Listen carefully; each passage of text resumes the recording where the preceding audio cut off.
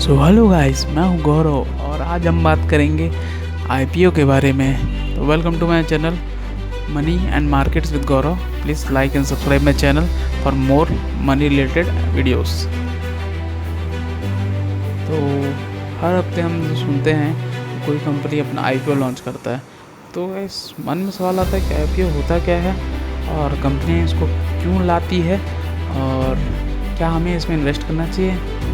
तो आगे की वीडियो में हम चलो इसके बारे में डिटेल में बात करते हैं। सो भाई, आईपीओ का फुल फॉर्म होता है इनिशियल पब्लिक ऑफरिंग। जब कोई कंपनी पहली बार अपने शेयर मार्केट में लाती है या ऑफर करती है तो उसे इनिशियल पब्लिक ऑफरिंग बोलते हैं, आईपीओ।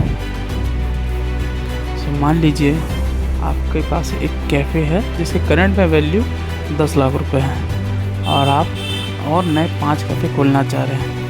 तो बजाय इसके कि आप बैंक जाए, आप जाते हैं इन्वेस्टर के पास और अपना कंपनी का मतलब कंपनी जैसे कैफ़े का 20% हिस्सा इन्वेस्टर को देके उससे 2 लाख रुपए ले लेते हैं और उस पैसे को आप कंपनी एक्सपेंशन में लगाते हैं, कंपनी को एक्सटेंड करने में, 5 नए आउटलेट खोलने पे।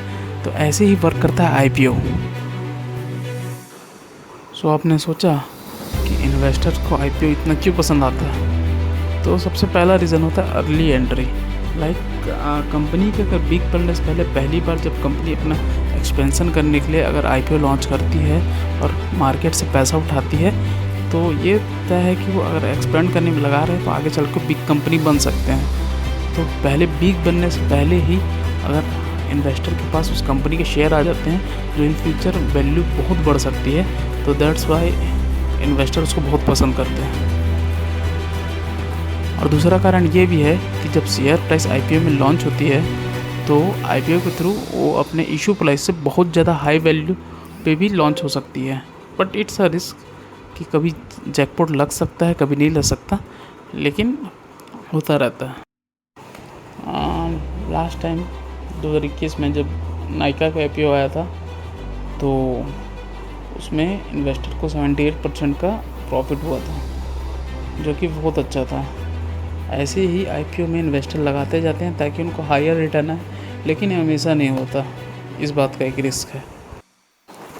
हाँ, सो हम बात करेंगे रिस्क फैक्टर के बारे में।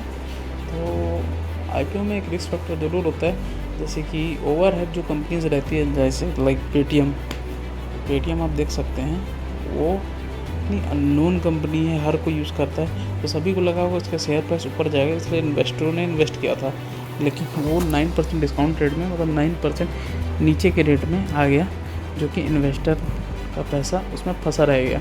वो थोड़ी प्रॉब्लम हुई, लेकिन अभी शेयर का प्राइस बढ़ रहा है। लेकिन हाँ, आईपीओ अप्लाई करने या फिर इन्वेस्ट करने से पहले हमें इन चीज़ों का ध्यान रखना बहुत ज़रूरी है।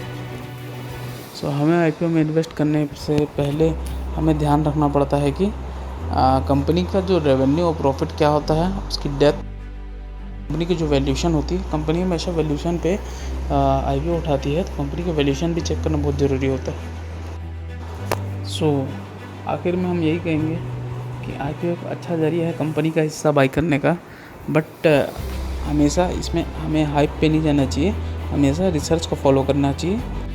कमेंट कीजिए आपने कोई कौन से आईपीओ मिस कर दिए हैं। सो अगले वीडियो में हम बात करेंगे कि बिना रिसर्च, बिना कोई नॉलेज के हम आईपीओ में कैसे इन्वेस्ट करें और ग्रे मार्केट प्रीमियम क्या होता है।